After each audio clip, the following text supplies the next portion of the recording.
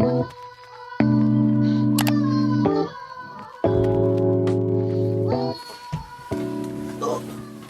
get comfy. Everything clear? Everything's clear. We're back again.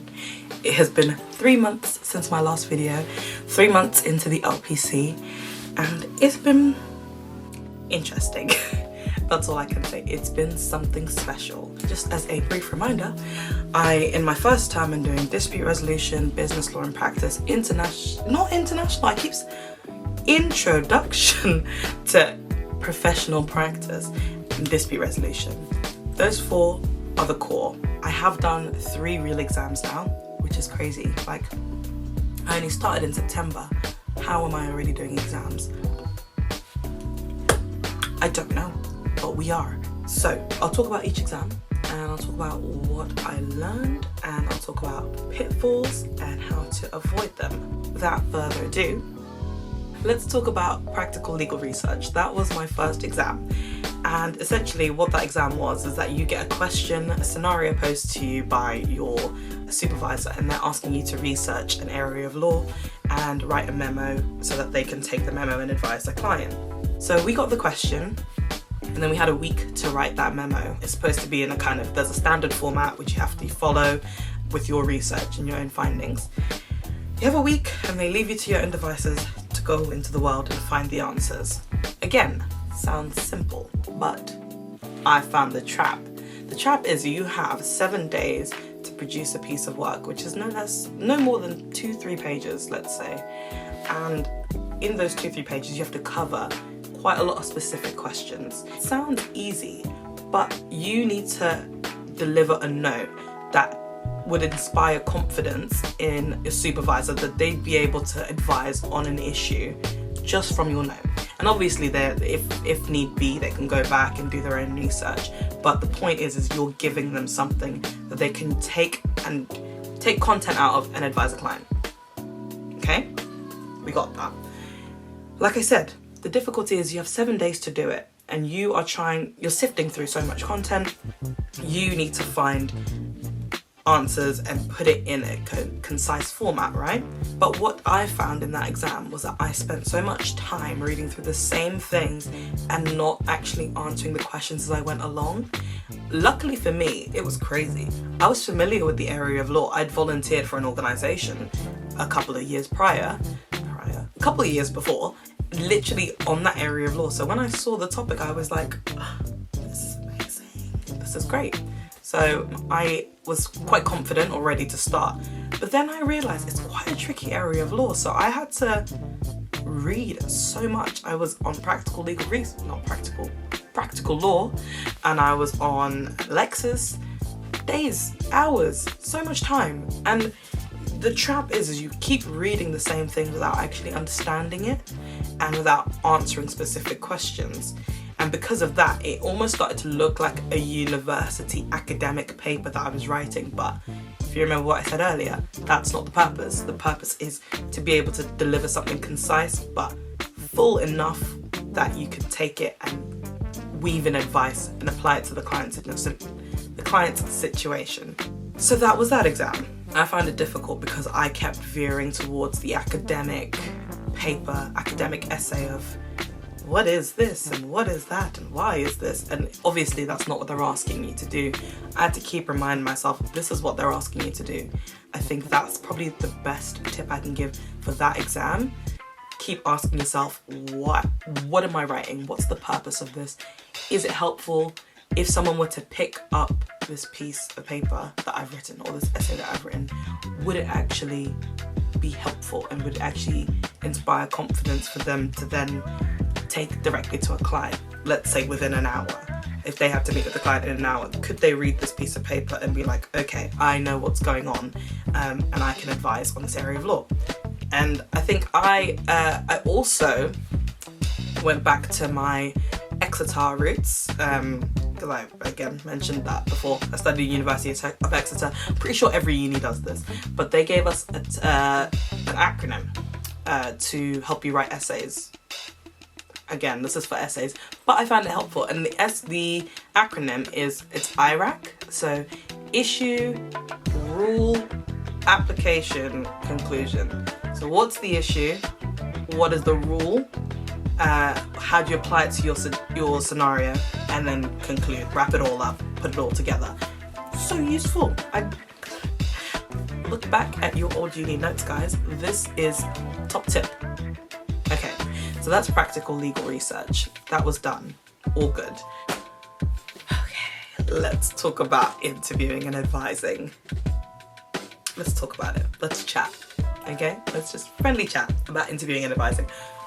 Horrible. The exam was fine, but as an exam, horrible.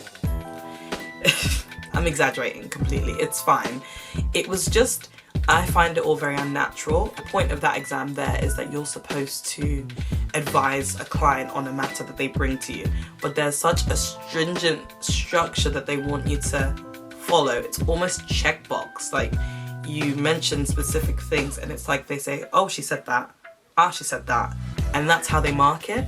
And if you miss those things, then like that's how they deduct marks. Well, they're not looking to deduct marks, but that's how they will take away marks, is if you miss something, because they've given you the bare minimum of what you need to cover in a client interview. I don't know who's gonna let a trainee interview clients, but if it happens, I can do it with somewhat confidence now. I don't truly believe that. I did a mock interview and it went fine. I was disorganized. I didn't really manage my schedule very well and I was at work, so I had to rush to the back room and I was in a little dingy cupboard doing my mock interview. That one went fine. My client was extremely friendly and he made me feel very comfortable and confident. Some of my friends in my course did not have the same experience, which was awful, but I think that was the difficulty, because we all had such different experiences. We couldn't really help each other with the advice we got because everything was so different. So focus on the mock, do the mock, number one, get your feedback, and from there, all you can do is practice. I did an interview with my mom. I was going to do interviews with everyone I could find. Just get used to the structure. I even at one point sat in front of my laptop, put the little recorder on and like went through the interview structure. It was very embarrassing. Those clips will never see the light of day, ever. Good morning, Mr. Winter. My name is Chantal Pinder and I'm a trainee here at ULaws. It's lovely to meet you. Were you able to connect well to the meeting today? Brilliant. And I understand today is your first this is your first time using ULaws. Great, well, it's lovely to meet you. So you're here today to talk about how I screwed this up. But that's kind of how I did it. I sat there and I was kind of going through the formula, going through the structure, making sure I understood it, and it was fine. Come to the real interview.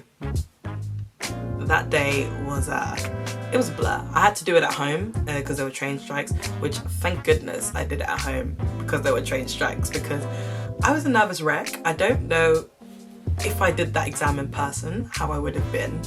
I was freaking out. So I was in the comfort of my own home freaking out, which, there you go, great start. It went okay.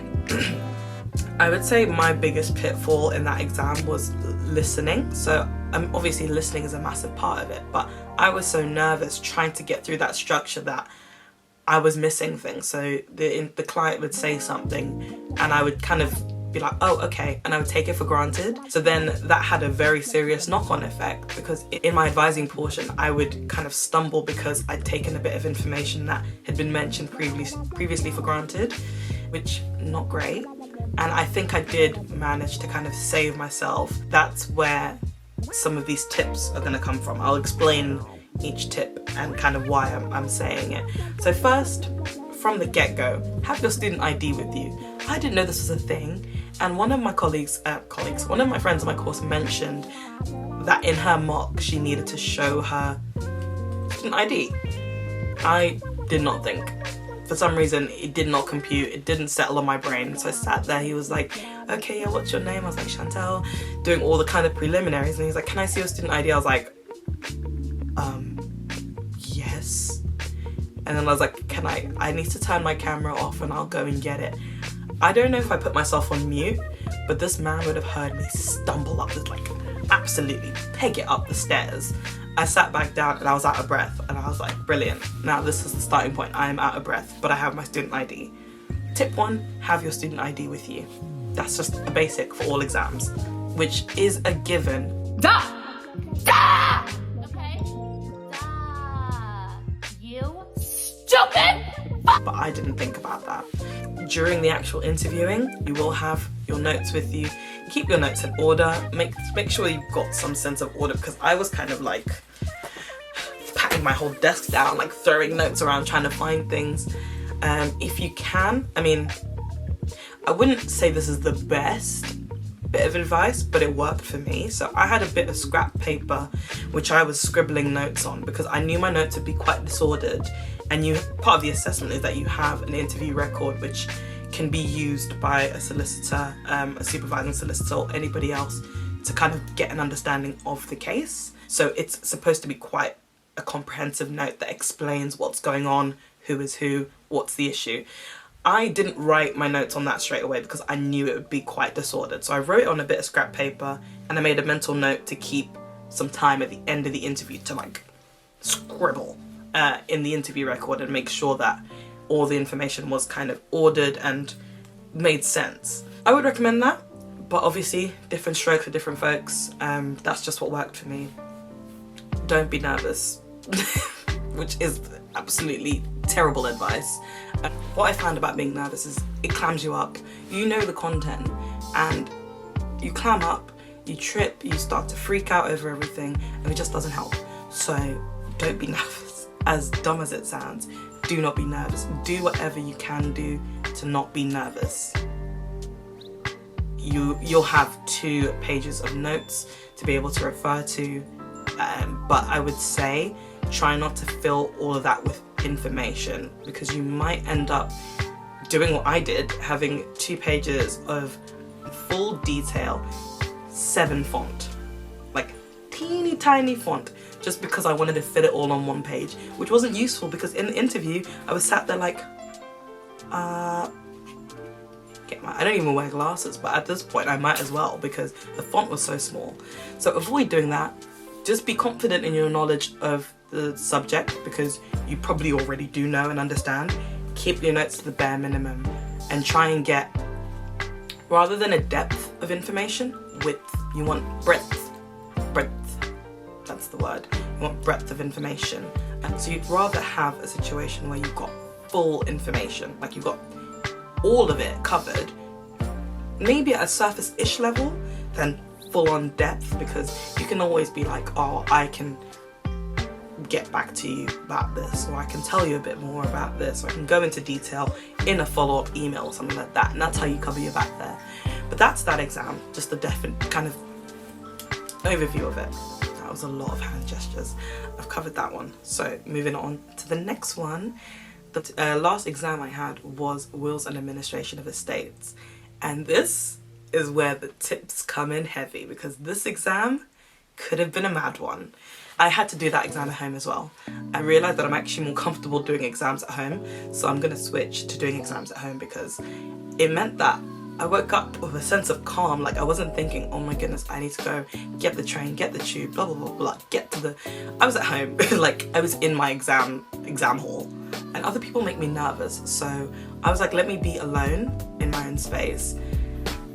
I thought I was prepared for this exam. I mean, I was prepared in terms of I understood the content, which was fine, or mostly understood the content, which was fine. But what I found was, on the day, I'll walk you through it. My exam was at 2, I woke up, I slept in Rikiera number 1. I had my notes, all of my notes for introduction in IPP. I keep forgetting what it stands for. I had all my notes, one flippin' massive folder, everything I've done on that topic.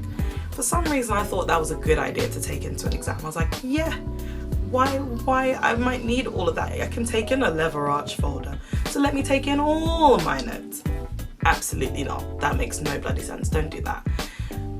What I did in a kind of last minute panic, because somebody else on my course mentioned it, was take all the relevant stuff out and put it in a separate folder. Are you dumb? I think she's dumb. I think she's dumb. I think she's dumb. Duh. Why wouldn't you do that? Don't be like me. Just do it. Don't think twice, just do it. Tab your notebooks. Everyone will tell you this one. This is, I feel like this is a cheat bit of information. Everyone will tell you this. Tab your textbooks so you know kind of where to go. I didn't tab it in a specific way, but I found that as long as I tabbed relevant chapters which I would need to refer to, I was good. Those were inheritance tax, probate matters, capital gains tax, I did tab. I didn't write anything fancy on it. It was just for the purpose of I know that this is this chapter. I only needed about 4 or 5 chapters that were relevant to me. Do that. That is very helpful so you're not running to the contents page every 5 minutes. I will say this because nobody reminded me, and this is the most important thing. You go to all your workshops and if you're like me, you've been working on your phone, doing all your calculations on your phone. Buy a calculator and do not forget to buy a calculator, okay? I really need to plan these better because my brain has just gone completely blank. Let me change my memory cards.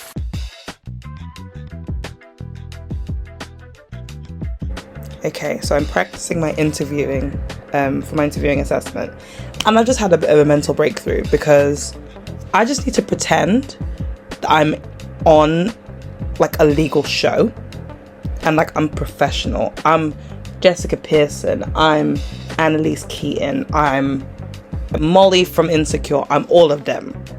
So how would I react if I went to a room, I am this person, how would the interview go? So, with that, I'm also Harvey from Suits.